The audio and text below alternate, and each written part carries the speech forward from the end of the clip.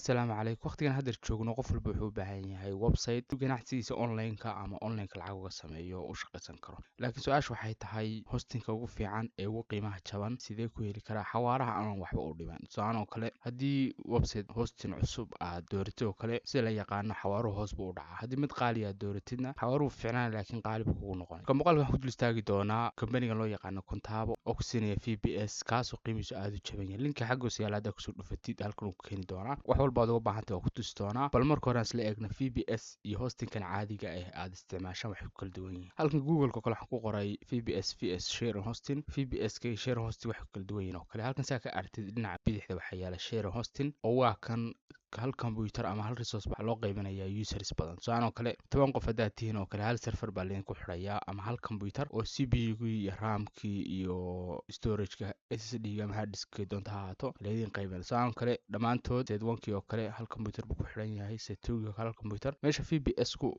aad set walba siinaysid hal computer oo gaar dhinaca midigta haddaad eegtid VPS halkii computer baa lagu xidhayaa VPS aduu gaar ku noqonaya taasina waxay kor u qaadaysaa xawaarahaaga oo intaas website adoo ku kaydinaya baan xawaarin hoos kaaga dhacay marka waa faa'iidada fiican oo aad Google-ka ranking-ka adhow Google-ka markaad SEO-ga laga hadlayo oo kale haddii website-ka xawaaris hooseeya oo kale Google-ku kor kuma soo qaadi karo oo wuxuu eegayaa inta millisecond u soo kacay xitaa seconds ma haddii dib u laabto Contabo halkan hoos oo kale haddaan nimaadno si artid waxay ku siinayaa VPS kala duwan ama xagga sare haddaad timaado ku dhufatid VPS kadibna ku dhufatid Cloud VPS kadibna halkan oo kale ku keenaya meeshan buu soo celinaya marka si artid qiimaha aad buu jaban yahay oo kan waa $5 halkan sare waxaad ka aragtaa halkii bil hadduu yahay 6 bilood haddaad dooranaysid 12 bilood haddaad dooranaysid haddaad 6 bilood oo kale dooranaysid oo badanka hadhow si aadan caqabad ugala kulmin oo VPS-kaaga haddii 10 cisho oo kale aad ilowdid oo kale oo waqtigu dhaafo oo kale way kaa dhaliidayaan marka si siciladaas kugu dhicin oo xogtaadana waayeen 6 bilood oo kale way fiican tahay oo kale 10% bay kaa jarayaan 12 months haddaad doorsan 12 bilood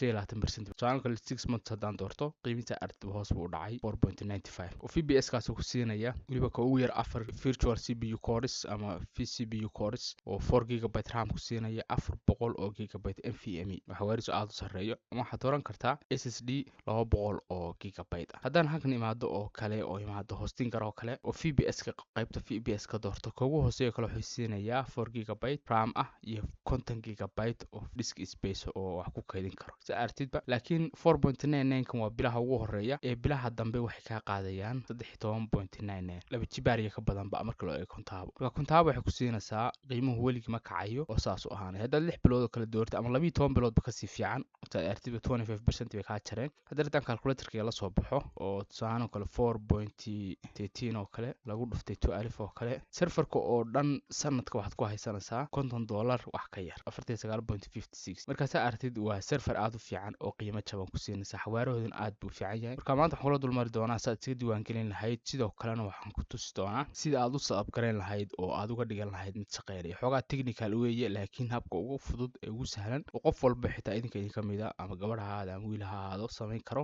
baan ku tusi doonaa marka hore waxaad u baahantay VPS-ka doonaysa inaad dooratid kan oo kale haddii budgetkaagu yar yahay oo kale kan oo kale dooro haddii budgetkaagu fiican yahay waxaan kula talin lahaa kan labaad oo haddaad 12 bilood bixiso oo kale 9.38 per month ku siinayaan bisha ka qaadaya sidoo kale wax sida afiya bariga hore sida afiya bay lahaayeen laakiin hadda sida afiya meesha ka saareen haddii aad ka sii fiican tahay oo dee jeebkaagu wanaagsan yahay mar walba aad kor u kacdid way ka sii fiican tahay laakiin waxaan kula talin lahaa kan dhexe oo kale dooro VPS 6-ga ama kan hooseba dooro haddii budgetkaagu aad u yar yahay kan oo kale haddaan 12 bilood doorto oo kan oo kale ku dhuftay select linki xaggoose description-ka idin dhigay oo si automatic kan oo kale idin keenaya halka markaad timaadid oo kale si arti waxaan dooranay 12 bilood oo wuxuu ina siinayaa midkiina ka qaaday 9.38 markaad serverka dooratid oo aad saa u soo gashid waxaad dooranaysaa halkan region-ka waa inaad dooratid European Union oo waa meesha inagu dhow hadda Mareykanka kale daa artid Mareykanka aad buu inooga fog yahay mar walba waxaa fiican serverka meesha uu yaalo inuu kugu dhowaado marka European Union baan dooranay waa bilaash kuwan kale haddaad dooratid xoogaa $6 oo kale in ku dhow ay ka qaadayaan ilaa kor u sii kacaya $6 meelaha halka storage waxaan dooranay 300 GB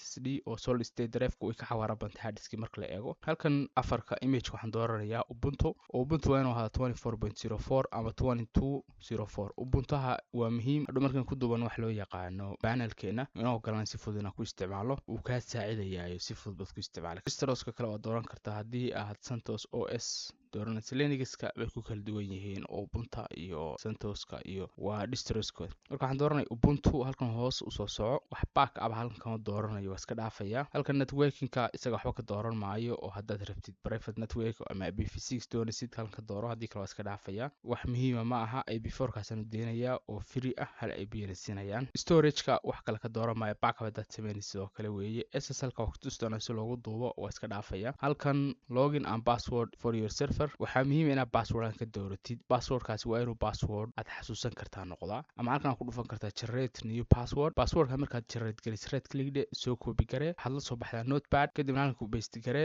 kadib save garayso, ama saad doonta u save garayso. adigu waana passwordka save garaysta, ama password aad xasuusan kartaa halku qoro oo adag, lambaro iyo xarfo waaweyn iyo xarfo yaryar iyo symbols waxaas ku jiraan, suu noqdo password adag ka ogolaanaya. saarta halkan qiimahana marka la isku soo daro waxaynu dooranay 12 months. lacagtanu bixinanaana waxaa weeye $112 sanadka oo dhan. haddii budgetkaagu yaryahay oo kale kii koowaad oo kala dooro si aad marba kor ugu qaadi marba inta awoodi hadhow. marka waxay naga jiraan saacad $37.5 kaa gooyay. weliba haddeer xilligan haddaad sii iibsatid ku jiraan qiimo dhimis aad u ballaaran oo aad ka sii faa'iidaysan kartid. marka intaad soo dhamaysid ee hubisid waxiga waxa weeyaan ku dhuftaa halkan next markaa ku dhufatay halkan waa inaad akoon samaysataa oo iyaga iska diiwaan gelisaa. halkan waa inaad doorataa private individual oo shakhsi baa tahay, business ma tihid. waa dooro halka hoose markaad timaadid waxaad gelinaysaa xogta. tusaale kale magacaaga koowaad, magaca aabahay oo kale, xaafadda aad degan tahay oo kale ka geli, magaalada aad ka degan tahay. halkan Soomaaliya markaad joogno ma lihin bahalka, laakiin waxaad gelinaysaa nan. halkan telefonkaaga lambarkaaga Soomaaliya caadi gelinaysaa. emailkaaga markale emailka aqbalaysaa. halka haddaad rabtid inaad heshid oo ay kuu soo dhacaan fariimaha qiimo dhimistay waxaa yes ku dhufo, haddii kalena waa iska dhaafi kartaa. marka buuxii wax ku dhuftaa next. marka intaad dhamaysid tallaabada xigta ugu gudubno. tallaabada xigta wuxuu kuu saari doonaa oo wajaad sidoo kale ku keeni doonaa oo habka lacagta u bixinaysa. haddaa PayPal isticmaashaa halkan aad gelinaysaa, haddii kalena halkan credit cardka dooranaysaa oo credit cardka badanka Soomaaliya haddaynu joogno waan haysanaa. halkan ku dhufanaysaa, kadib waxaad gelinaysaa credit cardkaaga, card numberkaaga. kadib markaa cardkaaga lambarkaaga gelisid oo aad xogta kala gelisid soonka xilliga ku dhacayo iyo CVC-ga iyo halkan uu kuu soo saarayo zip code hadduu kuu saaro geli, kadib wax ku dhufataa next.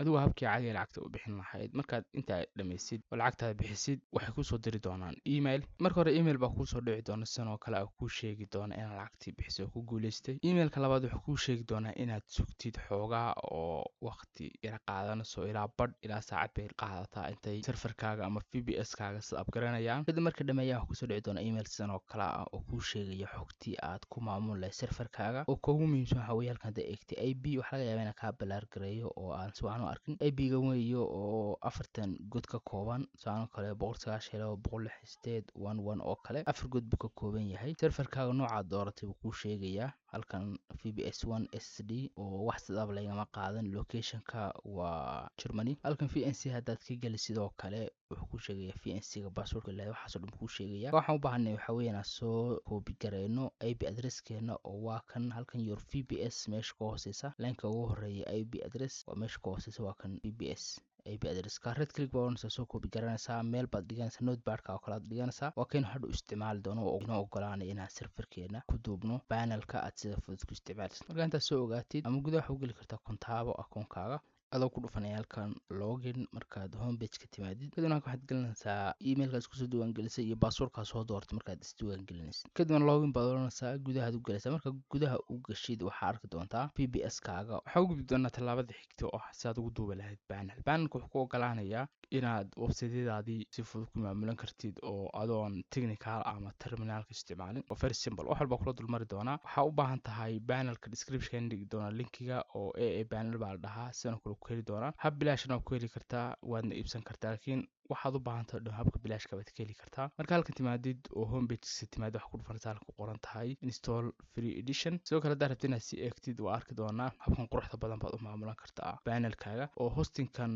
share hostingka badanka wuxuu si aan dhaho control panel loo yaqaano cpanel ku ogolaan website-kaaga inaad samaysid database-ka kale maamushid, faylasha koobiyeyn kartid wax oo dhan. hadaad sii martid oo kale AA panel uu ku siinaya. marka waxaan ku dhufanayaa ku qorta install AA panel free edition ka ugu horeeya. kadibna wuxuu ku siinayaa scriptskan diyaarka ah haddii aad ka lacagta isticmaalsid kanaad dooranaysaa. laakiin hoos maan u socon waxaa isticmaalaya kan baan free edition install scriptiga. halkanaad imaanaysaa oo intanaad copy garaynaysaa, saas oo dooran karta copy oo odhan kartaa automatically waa copy garay. ama halkan ku dhufanaysaa copy free, kadib saasaad u copy garaynaysaa. hadaa rabto emailka inaad ku dirsatid oo ku dirsan karta, laakiin haddaynu ku duubana ma baahnin. habka xiga waxaad u baahan tahay seen ugu duubno VPS keena ama serverkeena panel. waxaan isticmaali doonaa programka loo yaqaano PuTTY, isaga linkiga description dhigi doonaa. isagana soo fur, wuxuu ku ogolanaya inaad si SSH ah ku gashid serverkaaga. waxaad dooranaysaa ka ugu horeeya download PuTTY ku qoran tahay halkan download PuTTY artid ku dhufo. kadibna markaad timaadid waxaad dooranaysaa Windowskaagu noocuu yahay ama operating systemkaagu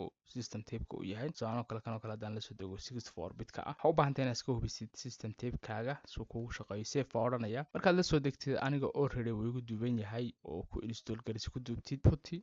waa kan PuTTY isoo baxay oo waa kugu horeeya app. soo fur, kadib halkan waxaad gelinaysaa IP address VPS-ka, kadib right click baa odhanaysaa, halkan ku paste garanaysaa. kadib waxaad dooranaysaa SSH, kadib waxaad odhanaysaa open. kadib warning-kan uu ku saarayaa oo security-ka macquulaysaa uu ku leeyahay. kadib waxaad odhanaysaa accept. kadib waxaad gelinaysaa login as root baad gelinaysaa halkan oo waa username-ka waa root, waa isku wada mid username-ku. kadib halkan waxaad gelinaysaa password saad u gelisid password-ka waad soo copy garanaysaa ama waad ku qoraysaa. badanka haddaad ku qoraysid ma arkasid, wax fudud inaad soo copy garaysid ku paste garaysid. right click baa odhanaya halkan PuTTY gudihiisa, kadib waxaa odhanaya hal mar right click ta aan idhi way paste garay. ama waxaa odhan kartaa controlka intaa qabatid right click, kadib waxaa odhanaysaa paste, kadib enter dheh. kadib markaad gudaha u gasho adeersaalan 2 jeer oo kale dhinaa yiri oo waxaan markaad soo copy garanayso kale waa inaad hubisaa inaad soo copy garayso. haddaad soo copy garayno kale ma arkaysid passwordka, kaas ka hubi dhowr jeer ku celceli, soo hubi inuu sax yahay in kale. kadib markaa gudaha u gasho halkan waxaad odhanaysaa sudo oo commandka xagga hoose aan dhigo commandka waa inaad gelisaa sudo apt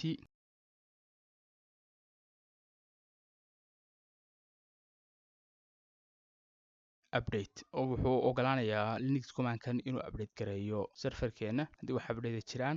kadib inta markaad tiraahdid wuxuu bilaabaya inuu update gareeyo. waqti saas qaadanaya markiiba packageska update garanaya. halka markaa akhrinayo package listiga u baahan in la update gareeyo 56% maraya. kadib inta markaa dhammaysid waxaa u baahan tahay inaad ku qortid mar kale sudo apt upgrade si uu upgrade gareeyo wixii package upgrade u baahan. kadeer 8 package ba upgrade u baahan sanadka artid. kadib enter dheh oo sudo markaynu ku qorano waxaan siinaa privilege-ka admin-ka. kadib hadduu yes oo no hadduu ku saaro yes dheh, kadib enter dheh. kadib markaa update garaysid oo upgrade garaysid serverkaaga oo VPS-ka diyaar noqdo waxaa u baahan tahay inaad soo copy garaysid mar kale. dib ugu laabano ban scriptigi page-ka wanaga hore u nimay halkan hoose free edition-ka ah copy free baan ku dhufanayaa. kadib markaa ku dhufatid dib waxaa ugu soo laabanaysaa halkan oo PuTTY-gaagii right click baa odhanaysaa. kadib right click markaad tiraahdo isaga isku paste garaynaya. kadib waxaa odhanaysaa ama saad u hubisid inaad paste garaysid oo kale waxaad odhan kartaa badanka markaad bilowga tahay oo kale waxaa u baahan tahay wixii inaad aragto. waxaad qabanaysaa controlka keyboardka ah right click baa odhanaysaa paste baa odhanaysaa ama hal mar ba halkan haddaad right click tiraahdo isaga ku paste garanaya. kadib enter dheh. kadib wuxuu ku odhanayaa ma rabta inaad directory-ga ku duubtid panel. kadib waxaa odhanaya yes, kadib enter baa odhanaya mar kale. kadib isagaa shaqadii kala qabsanaya, wax kale uma baahnid. markuu intaa dhammeeyo waxaynu ka farxalanaa inaan PuTTY isticmaalo SSH-ka. kadib waxaynu guda geli doonaa panelkii oo sidii aad u isticmaali kartid si panelkii oo kale hadduusan kaba si fiicnayn. kadib wuxuu kuu saari doonaa panelkaaga xogtaad ku geli. marka waa inaad inta soo copy garaysaa. halkan ka hooseysa congratulations installed successfully left click adoo qabanaya dooro. kadib waxaad odhan kartaa control C oo keyboardkaaga kasoo copy-gan kartaa ama controlkaad qaban kartaa halkan saad artidba. kadib waxaad odhan kartaa copy saad u copy garaysid wada dooro. marka hore intana u baahannahay controlka qabo right click copy. markaad soo copy garaysid notepad-ka soo furo. kadib xogtan isticmaali doona oo xogtan intan waa intaynu ku geli lahayn oo haddii aad SSL isticmaali sidii haddaan isticmaalaynba. marka wax soo copy garanayo ararkan ugu horeeya oo kale right click copy halka https ka bilaabmayo halka c4 kan u dambeeyo.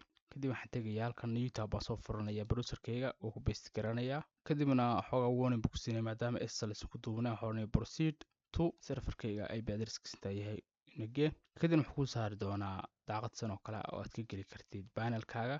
waxaa soo copy garanaya username-kaygii oo halkan username right click copy halkan ku paste garanayaa. waxaan dib ugu laabanayaa passwordkii isagan soo copy garanaya waa kan right click copy kadib halkan aan ku paste garanaya isagana inta markaan dhameeyo xornay login kadibna gudaha wuxuu gelinayaa AA panelkii oo aynu ka maamul lahayn mar walba website-yadeena mar dambe uma baahnaa ku laabatay SSH-ka iyo Linux-ka iyo waxa mashid dhowrkii command aan kusoo tuso baad ka maamuli kartaa ka isticmaali kartaa saad u diyaarsay AA panelkaaga kadib wuxuu ku sheegay in lagu guulaysto ku duubida xornay finish kadib waa maxsantahay uu ku leeyahay inaad isticmaashay AA panel go to homepage ka tag tan waa iska xidhaya daaqadan ku laaban daaqada hore ii furneyd kadibna wuxuu ku oranayaa labadan option mid dooro oo kan waa recommended-ka oo kugula talinaya isagoo LNMBA-ga oo waxa ka kooban NGX-ka iyo MySQL-ka iyo PHP-ga iyo wixii aad u baahneed mail server xitaa u baahnid laakiin badankan uu kan jeclahay waa kan labaad ee Lampi oo wuxuu ka kooban yahay Apache 2.4 waliba waad sii kor u sii qaadi kartaa oo haddii kuwa kale jiraan oo 2.4 kaas u dambeeya MySQL-ka oo halkan MariaDB-ga haddii MySQL caadi aad doonayso 5.7 oo kale aad doonayso oo kale waa ka dooran kartaa MySQL 8.0 oo kale haddaad rabtid oo kale sidoo kale PHP admin oo kale halkan saa ka artidba DNS server haddaad rabtid inaad ku duubtid kuwan mar kalen muuqaal gaar kasoo diyaarin doonaa oo waxaa u baahan tahay email serverska haddaad rabtid inaad ku duubtid oo kale iyagana waa ku dari kartaa waxay ku ogolaan emailadaada inaad halka ka maamulan kartid si fudud kuwan kale laftirkooda hadhow dib waad kaga duuban kartaa oo isticmaalaya software store-ka oo halkan store-ka ku tusi doona kadib waxaad ku dhufanaysaa one click adoo kasi dooranaya quick install-ka kadib waxaad ku dhufanaysaa one click kadib xoogaa buu qaadanaya inuu ku duubo queue-ga iska sug intuu ku duubayo ku dhammaystirayo halkan 7 taskii baa loo baahan yahay ku leeyahay inta taskii la dhameeyo mar walba ka tusi doona iska sug kadib markuu installation-ka executing-ka dhameeyo taskiisa artid waa current no taski halkan message list-ga hadda artid 7 taskii waa inoo dhamaaday lagu duubay halkan refresh garanaya oo daaqada hore iska xidhay kadibna waa kan dashboard-ka kuwani home-ka hadda jooga sa artidba CPU-gaaga RAM-kaaga guud ahaan inta server-kaaga xawaarihiisa oo dhan halkan uu resource-ka inta isticmaasho oo dhan ka tusaya halkan overview-ga sayda aad samaysay FTP-ga database-ka security-ga wixii jira halkan traffic soo booqanaya website-kaaga waa complete waa unbelievable features ku siinaya weli si bilaash yahay haddaad rabtid inaad kusii duubtid oo aad database-ka ama PHP-ga wax ka bedesho kale halkan app store-ka tagaysaa halkan saa artid install haddaynu ku dhufano waa kuwan ku duubnay oo 7 ku duubnay waa kuwan haddaad u baahatid inaad ka saartid uninstall baa oranaysaa haddaad rabtid inaad Apache-ha iyo PHP-ga iyo halkan setting waad tegi kartaa extension waxaad rabtid inaad eegtid oo kale halkan all oo kale haddaad taabtid oo kale oo kusii duubi karta haddaad kuwa gaar doonayso NGX oo kale haddaad rabtid inaad ku duubtid oo ku duubi kartaa marka website sameynayso halkan website-kaad ku dhufanaysaa website-daad sameynaysid iyo saa u sameynaysaa kula dulmaro add new site haddaad ku dhufatid kadib halkan waxaad gelinaysaa domain-ka website-ka tusaale kale hadda maskaxmaale oo kale .com oo kale hadaan geliyo maskaxmaale.com oo kale halkan FTP-ga badanka FTP haddaad rabtid files layout aad kasoo gashid oo aad failasha kasoo upload garisid isaga laftirkiisa file manager leh oo ku ogolaan failasha inaad maamusho waxaa muhiimka waxaa halkan database-ka doorta MySQL-ka PHP version-ka oo kale haddaad rabtid ka doorto kala kan waa ka dooran kartaa marba inta PHP aad ku duubtay halkan app store-ka ka soo duubi kartaa waa inuu soo tusay haduu website-ka static yahay static waa dooranaysaa oo wax database lahayn halkan markaad soo dhamayso waxa ku dhufanaysaa confirm kadibna wuxuu siinayaa database-ka username-keeda password-keeda intan waa dummy hadhow waan bedelayaa alaydmo marka saad failashaad u maamusho halkan ku dhufan kartaa halkan files ama waxa ku dhufan kartaa halkan document root meesha ku qoran tahay website-kaaga saad automatically directory website-ka ku jiro u tagtid kadibna failashii waa kan website-kaagii oo halkan soo gelayaan markaad soo upload gaanka upload waa ku dhufan kartaa haddaad rabtid new folder ama new directory haddaad samaysid waad samayn kartaa haddaad tusaale kale file dooratid ama folder dooratid oo kale options baa kusoo baxaya oo right click haddaad tiraahid waa deleedi kartaa compress waa odhan kartaa haddaad rabtid backup inaad ka qaadid magaca computer name cut copy permissionska wixii oo dhan edit xitaa waa odhan kartaa halkan waa automatically text editor buu kusiinayaa ku dhisan isaga oo ku diyaaro bilaasha saa artid ba aad u qurux badan waad iska xidhi kartaa markaad dhamaysid save all wixii oo dhan ku saaraya marka waa panel aad u qurux badan oo hadhow markaan website sameynano oo ku tusi doonaa saad wax walba u samayn kartid waxa muhiimka hadda hadaynu booqano maskaxmaale.com oo kale wuxuu ku saaray website-kani inuusan jirin oo kale sababtu waa maxay website-kan waan sameynay oo halkan maskaxmaale directory-ga uu sameeyay laakiin wuxuu u baahan yahay inaad isku xidho kontaabo iyo domain-kaaga meesha ka iibsid marka hore waxaad booqanaysaa akoonkaaga kontaabo kadib xaggan bidixda waxaad ku dhufanaysaa DNS zone management kadib halkan hoose ku qortay create new DNS zone waxaad gelinaysaa halka domain-ka waxaad gelinaysaa domain-ka aad isticmaalayso tusaale maskaxmaale.xyz markaad gelisid waxaa oranaysaa halkan drop down-ka waxaa ka dooranaysaa target IP address-ka aad rabtid inaad ku xidhid VPS-kaaga kadib waxaa oranaysaa create zone marka tiraahdo halkan uu kusoo galaya liiska saas kugu sameysay waxiga waxa weeyaan domain registerka tagtid oo iska diiwaan gelisay namespace la isticmaalaya kadib marka akoonka gudaha usoo gala halkan aad ku dhufanaysaa change name server name serverka uu bedeshay kadibna kuwan meesha ku jira waad bedelaysaa oo aad ku bedelaysaa kuwan sidoo kale ns1.contabo1 meesha kuwaad bedgelinaysaa ns2.contabo.net ns3.contabo.net markaad gelisid waxaad waa saf garanaysaa sidoo update gelisid badanka waxay qaadataa saacad ilaa 48 saac marka website-ka mar walba hubi oo ku laabo domain-ka ku qor search engine-ka laakiin at least waa in saacad u dhaxayso badanka saacad ka yar bay qaadataa dhowr daqiiqo haddii u badato ilaa saacad mararka qaar laakiin 48 saac way qaadataa saanka website-ka dib u soo laabto halkan maskaxmaal.com baan geliyay saanka haddaad rabtiin delete oo kale delete kartaa adoo wada dooranaya kadib waxaad gelinaysaa halkan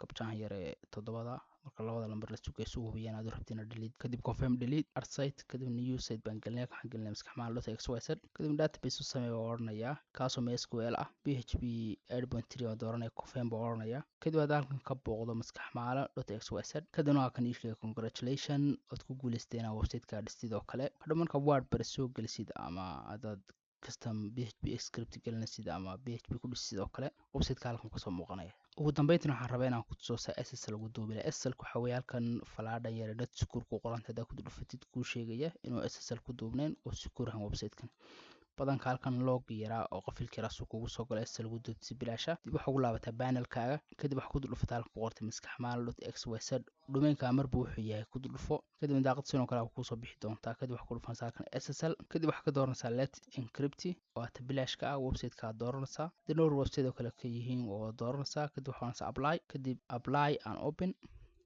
xogaa yar bay qaadanaysaa iska sugunta isku xidhayo halkan waa inaad tiraa force https website-kaaga mar walba waa inuu https ka isticmaalaa ku khasab halkan waa inaad furtaa kadib waxaad tiraa save let script-gu waa certificate bilaasha ku siinaysaa SSL certificate bilaasha ilaa 3 bilood meelaha bay bahalkii taadir 89 cishaa dhiman mar walba waxa ku dhufanaysaa halkan renew SSL si kugu renew garay ku activate garay haddaan ugu laabto website-kii oo halkan ka eego refresh garayo haddii saa aragtay SSL-ku inuu furan yahay oo connection waa secure marka habkaasina waa habkaad u dooran lahayd VPS-ka ama guud ahaan web hosting-ka ugu fiican ee Contabo si aad iska diiwaan gelin lahayd wixii xog aad uga baahnayd panel-ka aad ugu duubi lahayd si aad u maamuli lahayd panel-kaaga oo website-ka si loo sameynayo si aad ugu duubi lahayd SSL waxaasoo dhan iyo xogihii kala duwan aan kula soo dulmaray oo ku sahlay online-kaaga inaad si fudud u kacanaysan kartid mar walba hosting haysatid xawaare sareeya qiimo jaban waxa ku sahlanaysa in website-daas si fudud ku dhistid oo website kala duwan oo baahidaadu xadidneen hadaa ka heshay muuqaalka fadlan muuqaalkan like dhe soo asxaab badan si caawi looga faa'iideysan karo channelka subscribe ku dhufan badhankaasi ha ku sii laga meelkan furanaysa oo